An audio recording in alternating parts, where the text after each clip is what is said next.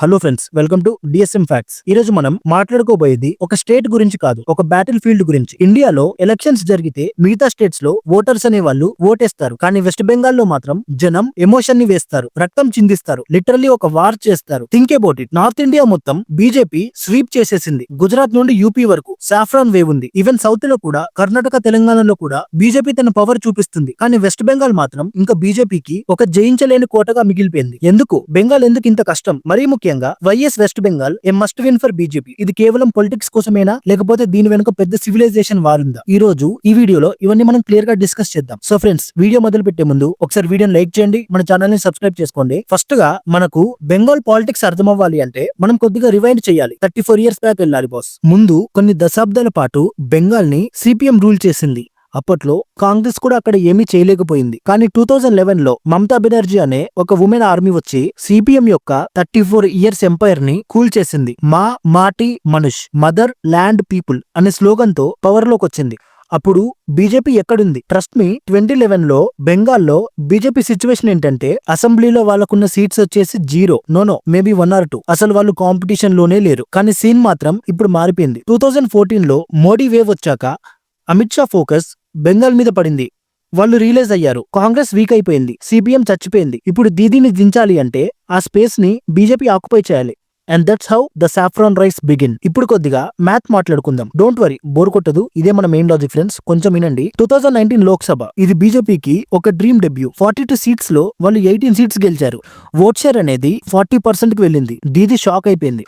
అందరూ 2021 లో బీజేపీ పక్కా CM seat కొడుతుంది అనుకున్నారు. ఇప్పుడు 2021 అసెంబ్లీ ఎలక్షన్స్ లో అబ్కీ బార్ 200 పార్ అని బీజేపీ స్లోగన్ ఇచ్చింది. కానీ రిజల్ట్ ఏమైంది? దీది 1 side గా గెలిచింది. బీజేపీకి 77 seats వచ్చాయి. కానీ ఇది కూడా ఒక అందుకు మంచిదే, ఎందుకంటే 3 seats నుంచి 77 seats రావడం అనేది ఒక గ్రోతే కదా.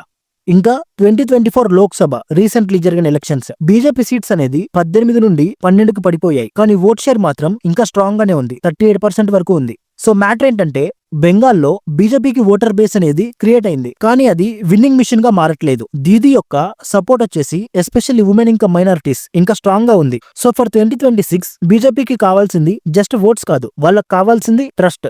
ఓకే, ఇప్పుడు అసలు ప్రశ్న, వైఎస్ బీజేపీ సో డెస్పరేట్? వేరే స్టేట్స్ ఉన్నాయి కదా, వై బెంగాల్? దీనికి 3 మేజర్ రీజన్స్ ఉన్నాయి. మొదటి రీజన్ వచ్చేసి ద ఐడియాలజికల్ హోమ్. నీకు తెలుసా, BJP founder doctor Shyama Prasad Mukherjee పుట్టి పెరిగింది బెంగాల్లోనే. ఆయన లేకపోతే ఈ రోజు వెస్ట్ బెంగాల్ అనేది ఇండియాలో ఉండేదే కాదు, ఈస్ట్ పాకిస్తాన్ అంటే బంగ్లాదేశ్ లో కలిసిపోయేది. సో బీజేపీకి బెంగాల్ అంటే జస్ట్ పొలిటికల్ స్టేట్ కాదు, అది వాళ్ళ జన్మభూమి. గుజరాత్ వాళ్ళది అయి ఉండొచ్చు, కానీ వాళ్ళ ఐడియాలజీ పుట్టి పెరిగిన చోటు బెంగాల్. అక్కడనే వాళ్ళు గెలవకపోతే అది వాళ్ళ హిస్టరీకి అనేది ఒక పెద్ద ఇన్సల్ట్ లాగా ఉంటుంది. ఇప్పుడు రెండో రీజన్ వచ్చేసి the chicken snake and geo politics. మీరు మన ఇండియా మ్యాప్ లో చూసే ఉంటారు, బెంగాల్ కి పైన ఒక చిన్న లైన్ లాగా ఉంటుంది, దాన్నే చికెన్ స్నెక్ అంటారు, అంటే సిలిగురి కారిడార్ అంటారు. ఇండియా నుండి north east states like Assam, Manipur etcetera వెళ్ళాలి అంటే ఈ దారి ఒకటే దిక్కు. ఈ ఏరియా వెస్ట్ బెంగాల్ లో ఉంది, పక్కనే బంగ్లాదేశ్ ఉంది. అక్కడ ఇల్లీగల్ ఇమిగ్రేషన్ అంటే బార్డర్ దాటి రావడం వల్ల ఆ ఏరియా డెమోగ్రఫిక్స్ మొత్తం మారిపోతున్నాయని బీజేపీ యొక్క భయం. ఒకవేళ బెంగాల్లో యాంటీ నేషనల్ ఫోర్సెస్ అనేది స్ట్రాంగ్ అయితే నార్త్ ఈస్ట్ ఇండియా నుండి కట్ అయిపోయే డేంజర్ ఉంది. అందుకే అమిత్ షా ఇంకా మోడీకి బెంగాల్ విన్ అవడం అనేది నేషనల్ సెక్యూరిటీ ఇష్యూ. ఇంకా మూడవది, బ్రేకింగ్ ద రీజనల్ ఫోర్ట్రెస్. ఇండియాలో ఇప్పుడు బీజేపీకి ఉన్న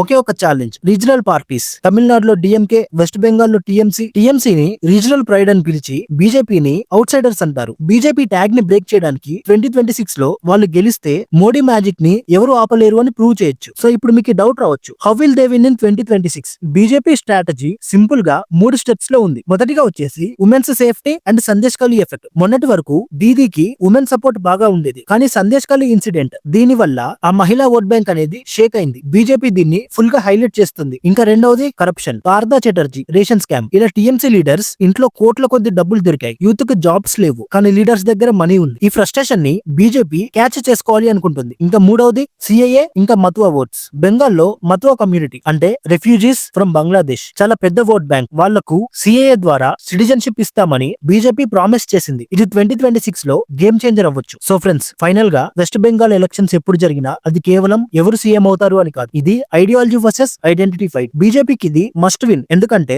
బెంగాల్ ని గెలిస్తే వాళ్ళు ఇండియా మొత్తం తన కంట్రోల్లో ఉన్నట్టే ఫీల్ అవుతారు. టీఎంసీకి ఇది డూ ఆర్ డై, ఎందుకంటే ఇది ఓడిపోతే వాళ్ళ ఎగ్జిస్టెన్స్ ఒక క్వశ్చన్ మార్క్ లాగా అవుతుంది. 2026 లో ఏం జరుగుతుందో తెలియదు, కానీ ఏదైతే జరుగుతుందో అది మాత్రం ఒక నెక్స్ట్ లెవెల్ యాక్షన్ మూవీలా ఉంటుంది అని నేను గ్యారంటీ ఇవ్వగలను. సో ఫ్రెండ్స్, మీరేమనుకుంటున్నారు? 2026 లో బీజేపీ బెంగాల్లో తమ జెండా ఎగరేస్తుందా, లేకపోతే దీది మళ్ళీ అధికారంలోకి వస్తుందా? దీనిపైన మీ ఒపీనియన్ ఏంటో కింద కామెంట్ సెక్షన్ లో మెన్షన్ చేయండి. వీడియో లైక్ చేయండి, మన ఛానల్ ని సబ్స్క్రైబ్ చేసుకోండి, మీ ఫ్రెండ్స్ తో షేర్ చేయండి.